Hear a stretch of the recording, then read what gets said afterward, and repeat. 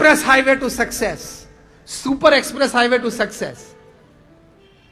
અને the law of કર્મ applies. નાનામાં નાના કર્મચારીને તમે ખોટું કરીને કાઢી મૂક્યો હશે ને, એની હાઈ લાગશે, એની હાઈ આમ ગોળ ફરીને આવશે ને એક મોટું ટેન્ડર ચૂકી જશો. આ સિદ્ધાંત છે પૃથ્વી ઉપર. નાના હતા ત્યારે આપણે ફ્રીઝબી રમતા ખબર, આમ નાખીએ ને પછી આમ એ જ રૂટ ઉપર પાછી આવે, ખબર છે ને ફ્રીઝબી. એમ કર્મ છે ને ફ્રીઝબી છે, આમ નાખશો એટલે પાછું આવશે જ. Be ethically right, be honest, and see the progress, see the success. Unbelievable. તમે પ્રામાણિક હોયનો મોટો લાભ પ્રેક્ટિકલ બતાવું રોજિંદો. કાલ સવારે 9 વાગે શું થવાનું છે? When you are honest, you become a magnet, you attract resources. તમે પ્રામાણિક હો એટલે તમે લોહી ચુંબક બની જાઓ. જેમ લોહી ચુંબક ખીલ્લીઓને તાણે ને એમ તમે સંસાધનો, રિસોર્સિસ, મની, મેન પાવર બધું તાણશો. See it is a natural vibe. તમારી આજુબાજુ પોઝિટિવ ઓરા હોય, લોકોને તમારી સાથે જોડાવું ગમે, તમારી સાથે વાત કરવી ગમે, તમને મળવું ગમે, તમારી માટે કામ કરવું ગમે. તમે કદાચ કંઈક એને બોલો ટોકો તો એ સહી લે, કારણ કે તમે એટલા પ્રામાણિક છો. એટલે તમારી આજુબાજુ ઓરા હોય, there is an aura around you. That creates the difference. That is the secret of success. એક આ વિચારોની વાત કરી. અંગ્રેજીમાં એક સરસ કહેવત છે, sow a thought, reap an act. Reap an act. Sow an act, reap a habit. Sow a habit, reap a character. Sow a character, reap a destiny. જેવો વિચાર કરશો એવી ક્રિયા થશે, જેવી ક્રિયા કરશો એવી આદત બંધાશે, જેવી આદતો બંધાશે એ તમારું ચારિત્ર નિર્માણ કરશે, અને ચારિત્ર નિર્માણ થશે એ તમારું ભવિષ્ય નક્કી કરશે. એટલે આજે તમે બેંકના લોનમાં ગરબડ કરી એટલે તમે નક્કી કરી નાખ્યું કે 11 વર્ષ પછી તમારા ફેક્ટરી બેંકરપ્ટ થવાની છે. નક્કી થઈ ગયું. Now it's just a matter of time. જેમ તમે પોઈઝનની પીલ લીધી ને, અંદર ગઈ, now you are going to die. It's now a matter of time. હવે ખાલી સમય જ જોવાનો તમે ક્યારે મરો, બાકી મરવાના જ છો. એમ ખોટું કર્યું ને એટલે મરવાના જ છો. હવે ટાઈમની વાત છે. 2 વર્ષ થાય, 5 વર્ષ થાય, 7 વર્ષ થાય, 10 વર્ષ થાય, મરવાનું નક્કી છે. વિચારો and રાઇટિયસનેસ which is the most important aspect. અને તમે રાઇટિયસ થાવ, મેં કીધું એમ તમારા કર્મચારીઓમાં તમારી પ્રતિષ્ઠા, તમારી કંપનીની પ્રતિષ્ઠા. સી સર્ટન નેમ્સ આવે છે કંપનીના, સર્ટન વ્યક્તિનું નામ આપે છે તો બીજો વિચાર જ નથી કરવાનો ને.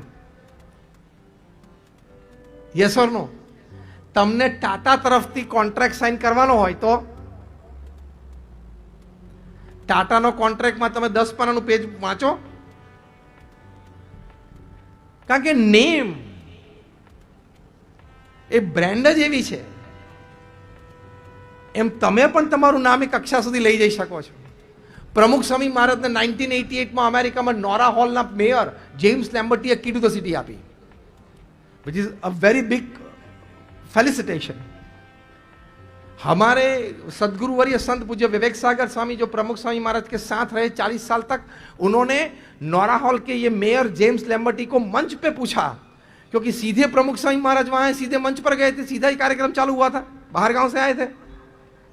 तो पूछा कि आपने प्रमुख स्वामी महाराज को कभी देखे नहीं है, कभी उनके बारे में ज्यादा पढ़ा नहीं होगा, तो आपने ये कैसे तय कर लिया कि प्रमुख स्वामी महाराज को की टू द सिटी देनी है? तब जाके जेम्स लेम्बर्टी जो मेयर थे उन्होंने कहा कि हमने प्रमुख स्वामी महाराज को देखे नहीं है, ये पहली दफा देख रहे हैं, हमने प्रमुख स्वामी महाराज के बारे में ज्यादा सुना पड़ा नहीं है, लेकिन आपके जो स्वामीनारायण ये रेड डॉट वाले हमारे काउंटी में रहते हैं ना, 10-12 परिवार हैं, इनमें से एक भी परिवार को ट्रैफिक की टिकट नहीं मिली है, एक भी परिवार में डोमेस्टिक वायलेंस का प्रश्न नहीं है, एक भी परिवार में कोई प्रोफेशनल या कमर्शियल केस कोर्ट में नहीं चल रहा है, एक भी परिवार ऐसा नहीं है कि आपस में या पड़ोस में कुछ झगड़ा हुआ है और ये सभी परिवार जब हम इतवार को कम्युनिटी सर्विसेज रखते हैं तब सेवा में आ जाते हैं। तब इसलिए हमने ये सोचा कि ऐसे परिवार जो तैयार कर सकते हैं वो व्यक्ति कैसे होंगे, इसलिए हमने की to the city they the.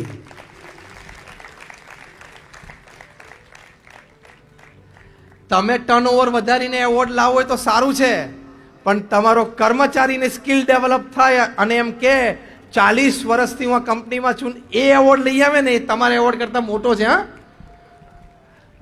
M I right or wrong? તો there lies the secret and the spirit of success. અને ધ લાસ્ટ થિંગ, 5 મિનિટમાં હું પ્રવચન પૂરું કરું છું। Your faith in God helps you. ભગવાનમાં શ્રદ્ધા તમને ખૂબ મદદરૂપ થશે। તમને એમ લાગે છે કે હું એક સંત છું એટલે મેં તમને ભગવાનમાં શ્રદ્ધાની વાત, I am a man of science and a man of religion both. How faith helps. આપણે મોટી મોટી વાતો નથી કરી, સ્વર્ગની ને મોક્ષની વાતો નથી કરવી હમણાં। તમને કાલે સવારે 9 વાગે ભગવાનમાં શ્રદ્ધા શું મદદ કરી શકે છે હું તમને પ્રેક્ટિકલ કહું છું। यूनिवर्सिटी ऑफ फिलाडेल्फिया और यूनिवर्सिटी ऑफ पेंसिल्वेनिया में रिसर्च हुई। Doctor Andrew Newberg, doctor H.G.. कोई, मैं आपको नाम देता हूं, आप गूगल पे जा सकते हो, कि नाम स्मरण करने से क्या लाभ है। स्पेशल एमआरआईज और माइंड मैपिंग हुए साइको न्यूरो सॉफ्टवेयर से, और नतीजा क्या पाया?